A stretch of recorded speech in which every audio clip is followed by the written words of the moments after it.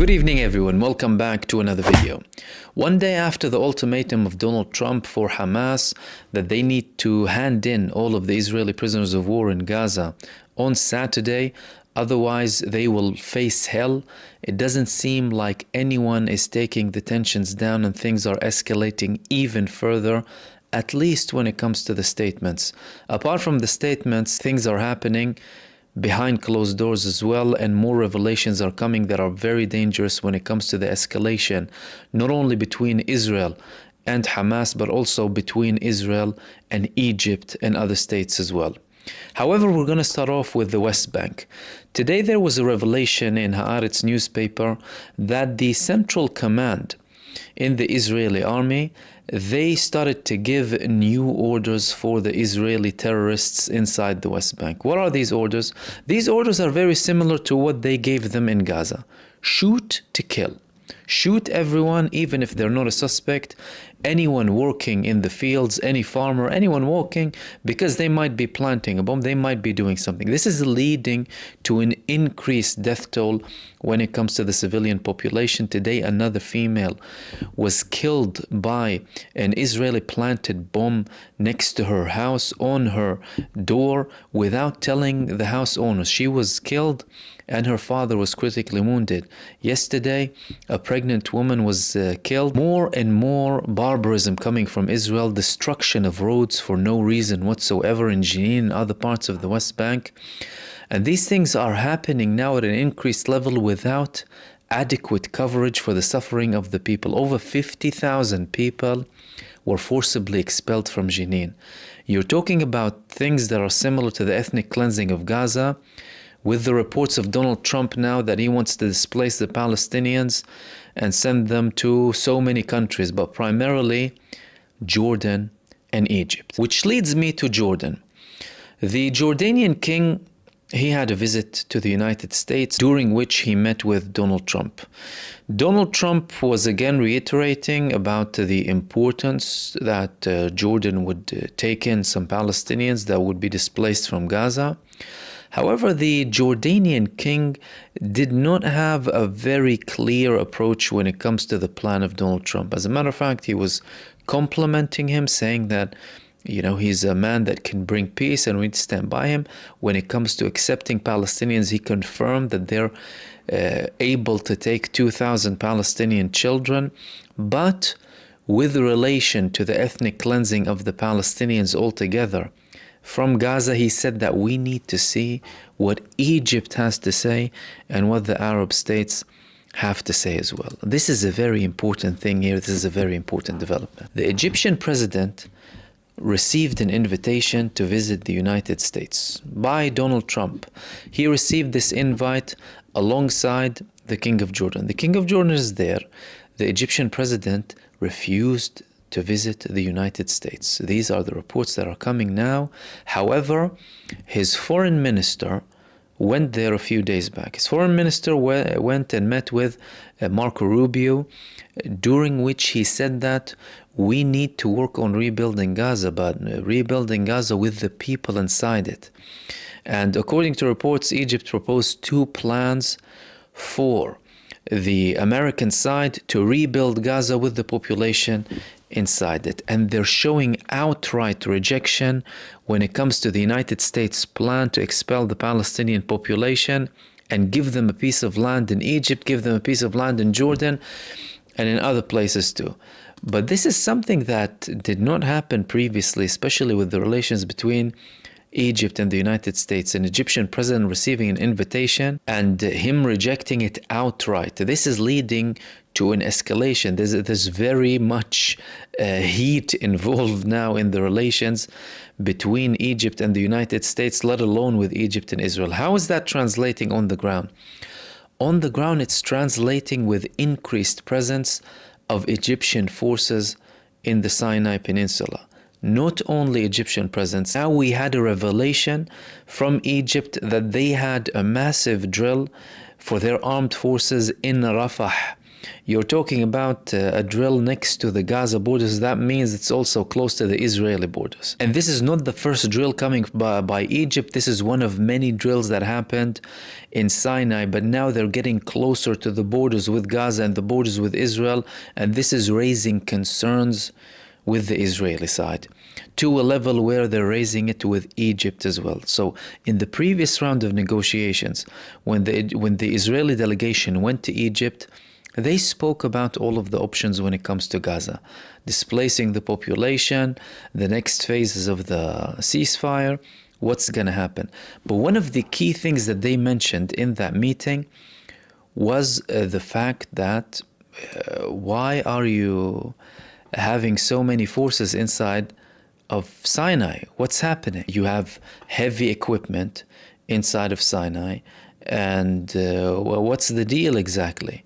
And the response that came from the Egyptian side was even more concerning for the Israelis. They said that any breach of the agreement will be met with an Egyptian breach.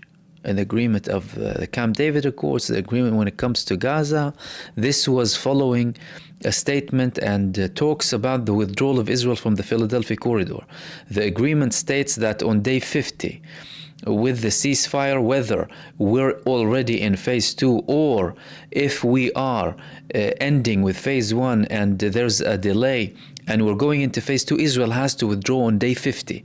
Whether or not we have a phase 2. And Israel is being shady about that, especially now with the backing of Donald Trump.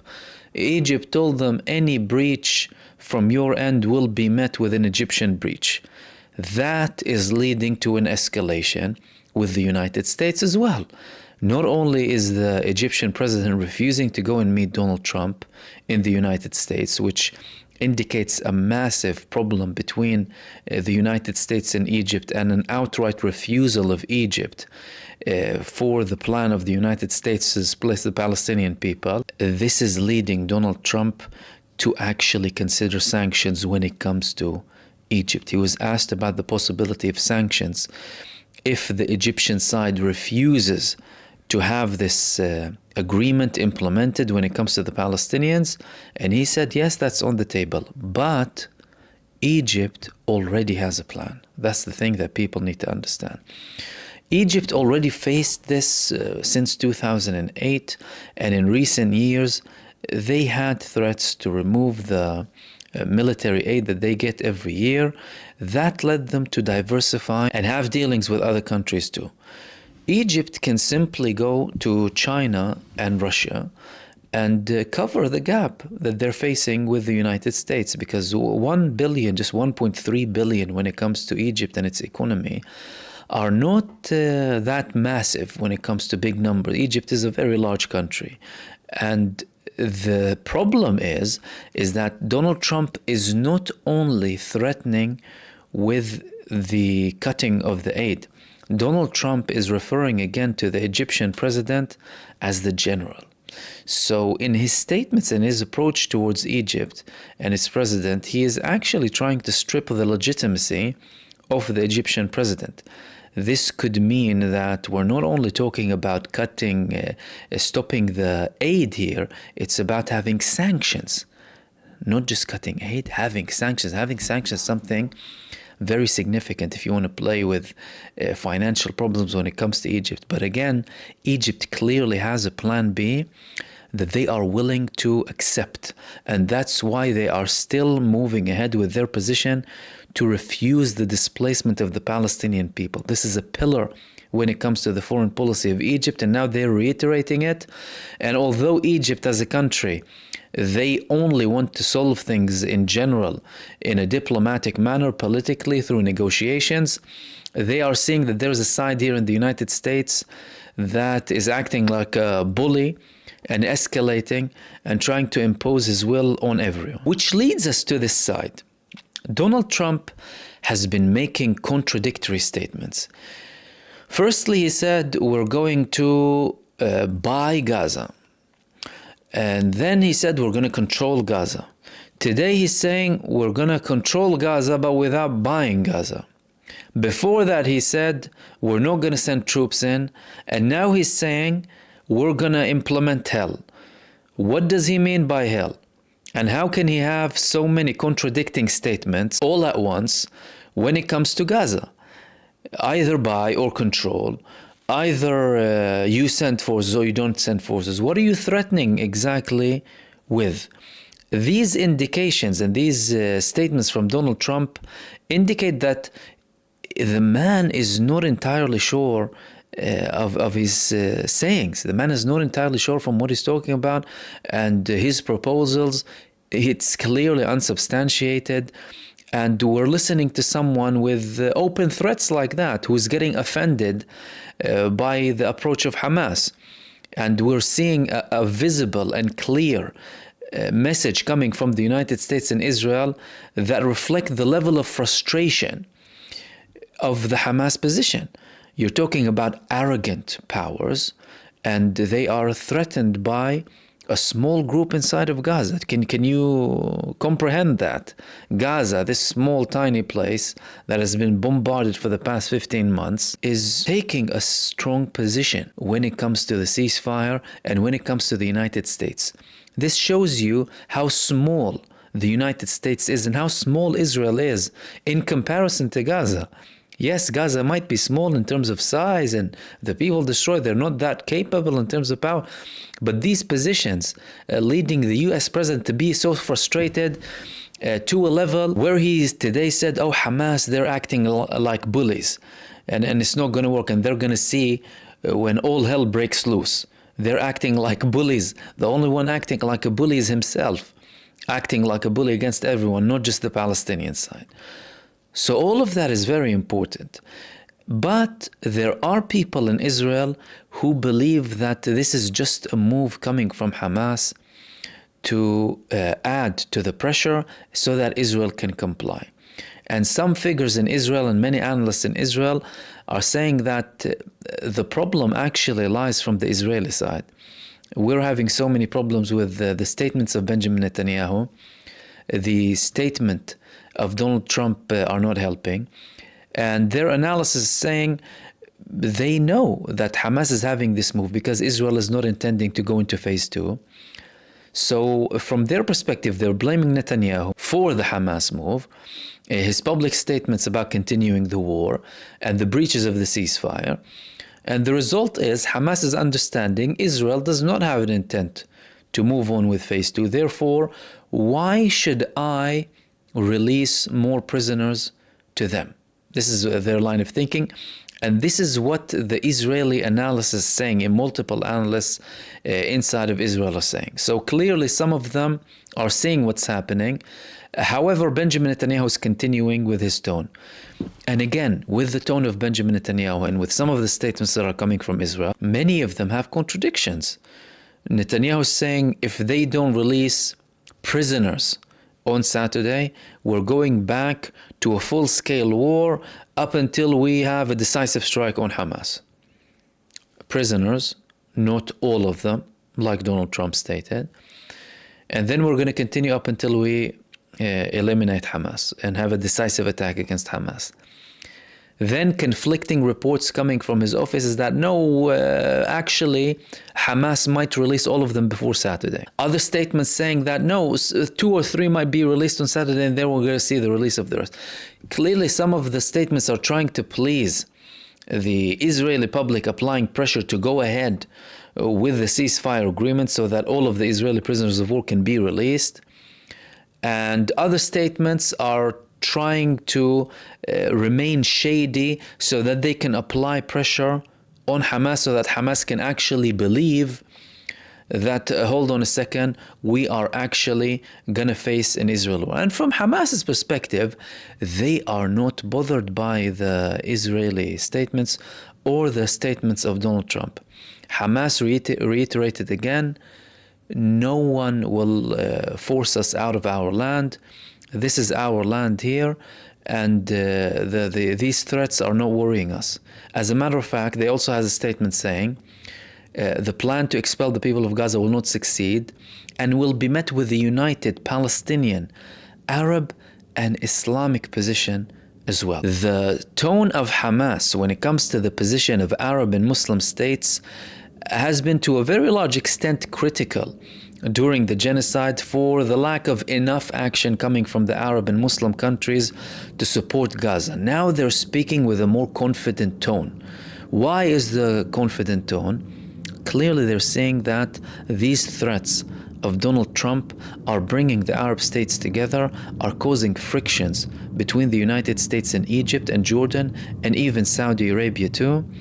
And they know that they will have a backing if Israel continues the genocide inside of Gaza.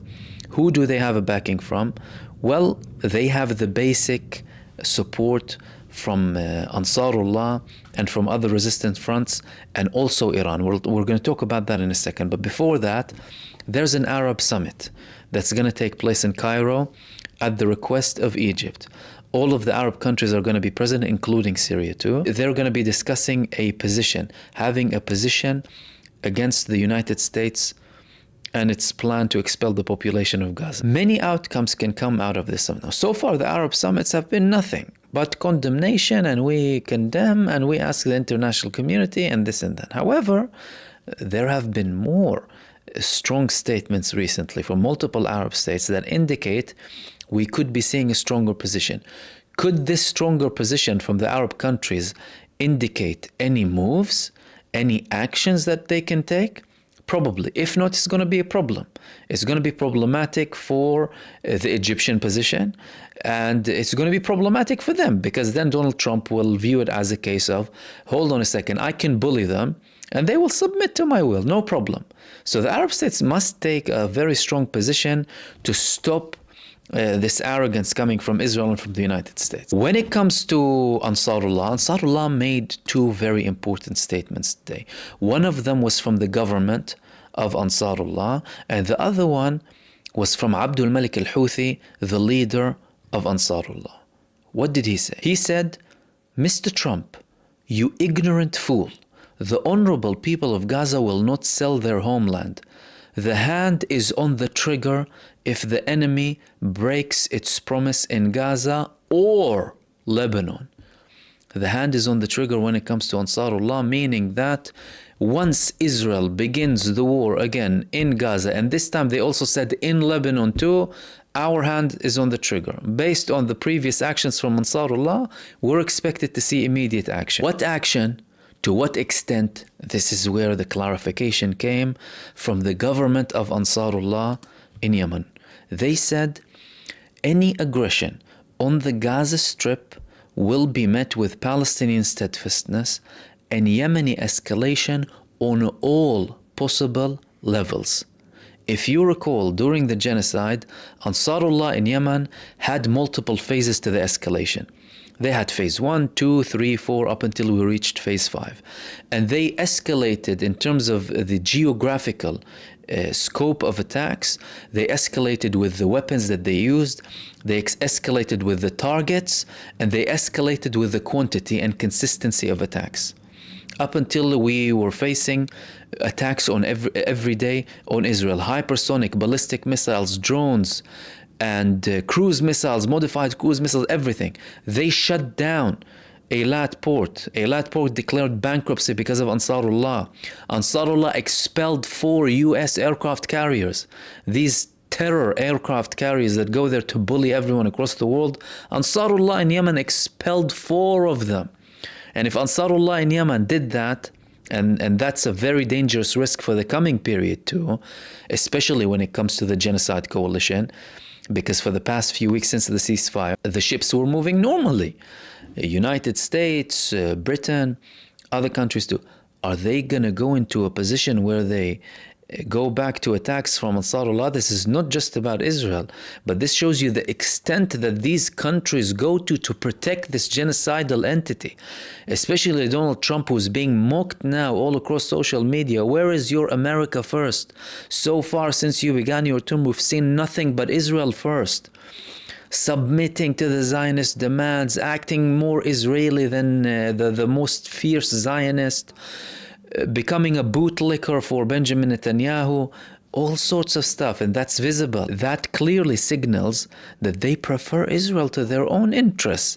the foreign aid, the support for Israel, billions, when people are dying in the streets of hunger and homeless people, and with national disasters that the United States face, the people don't get a fraction of what's being sent to a genocidal entity massacring people. All of that is visible to the American population before other populations too. However, what they need to know is that their country's foreign policy is going to have more implications against them. And it's not going to only be from Yemen. Although there is a ceasefire that is taking place in Lebanon, and it appears to be that it's looking towards a solution, nothing has been concluded yet. And Israel could be giving Hezbollah a reason to finally and completely breach this ceasefire agreement. What are they doing now? Benjamin Netanyahu reportedly asked Donald Trump to grant him more time when it comes to Lebanon. We spoke about an extension. That extension was clearly accepted. Israel withdrew from more territories, but now they're telling Trump, listen, give us some more time. The Lebanese army, they haven't deployed everywhere. We need them to be deployed, And we need to control 5 strategic locations in Lebanon so that we don't face a threat from Hezbollah. They were given already an extension up until the 18th, but now they're saying we need an extension without specifying a time. What does that mean? That means they want to stay there for indefinitely, for as long as possible. If Donald Trump gives Benjamin Netanyahu that extension, the message to the Lebanese would be nothing is going to work with these people. No extension, no understanding, nothing. You're talking with people who don't honor and respect any agreements. That's been visible in Lebanon. That has been visible in Gaza. No one talks about the breaches of the murderers, of the terrorists in Israel. The only thing they talk about is a responsive measure coming from the Palestinian side. They always support the criminal, and anytime the victim does anything, they become loudmouths against them, and they commit every crime under the sun against them. So that could be an excuse for Lebanon. Okay, that's it. That could also create tensions on a geopolitical scale, and also create tensions with Iran. Iran could be the main player when it comes to the threat on Israel if the ceasefire is breached, and if it's seen as the United States supporting Israel fully, not only by words but also by actions on the ground. Because there's an argument that Donald Trump now, he's having these statements so far, we need to see the actions on the ground. The comments that he's speaking, his statements, his tone, all of that is something dangerous that should be responded to, because actions can turn into words. So there must be a retaliation and a response to any statements, whether or not that man making the statements is intending to go ahead with them or using them as leverage. However, from an Iranian perspective, they're going to see how things are playing on the ground. If things on the ground are playing at their favor, at Israel and the United States' favor, and Israel breaks the ceasefire, and all of a sudden they go again on a genocide in Gaza and also breach everything when it comes to Lebanon, we can start talking again about urgent action being taken. Iran has a pending response. Iran told everyone across the whole world that they will be responding to the Israeli attack with a true Promise 3. And they said that that response will be stronger than the previous responses. The Iranian president later on said, if they stop murdering children, i.e. if we have a ceasefire, if things de-escalate, we might consider the intensity of the response. However, judging on the Iranian actions recently, they're giving it time when it comes to the ceasefire. If Israel and the United States break the ceasefire, they're giving Iran every excuse under the sun to go on a full-blown attack on Israel. Why? This time, from an Iranian perspective, it's going to be viewed as an Iranian national security thing and an attack against Iranian interests. From an Iranian side, they had what's labeled as a ring of fire on Israel, with the resistance in Gaza, with the resistance in Lebanon, but they lost an ally in Syria. And they had many disputes when it comes to Syria, whether or not they should be supporting the previous government of Assad, and now they're trying to open communication channels, but they consider that something very serious. If Israel goes on an all-out attack again on Gaza and on Lebanon, that would be detrimental for Iran. Iran can't afford to lose more allies in the region, and they already have the excuse of an Israeli attack on them. They already said we will attack in the appropriate time, in the right time, when it's suitable for them. Now could be the perfect time for them to attack. Why? Because now the United States created more hostilities with Arab states too. That means Iran wouldn't necessarily have as much as a hostile position that they had before when it comes to attack on Israel. This time, the United States is at odds with many Arab states. This time you're facing more escalation from Egypt. You're facing US pressure on Jordan and on Arab countries as well. All of that will make life easier for Iran, who are already on the path of reconciliation with some of the Arab states and ending hostilities. They've had the 23 agreement with Saudi Arabia, brokered by China and Oman. All of that is important. So Donald Trump, by his moves, he is directly contributing to this new reality that is being shaped in the Middle East, that is bringing all of the countries together. The question remains, will he continue with his plans, and will he implement the threats that he's talking about, or are these just statements and threats that are empty, and at the end of the day we will see a continuation of the ceasefire in Gaza?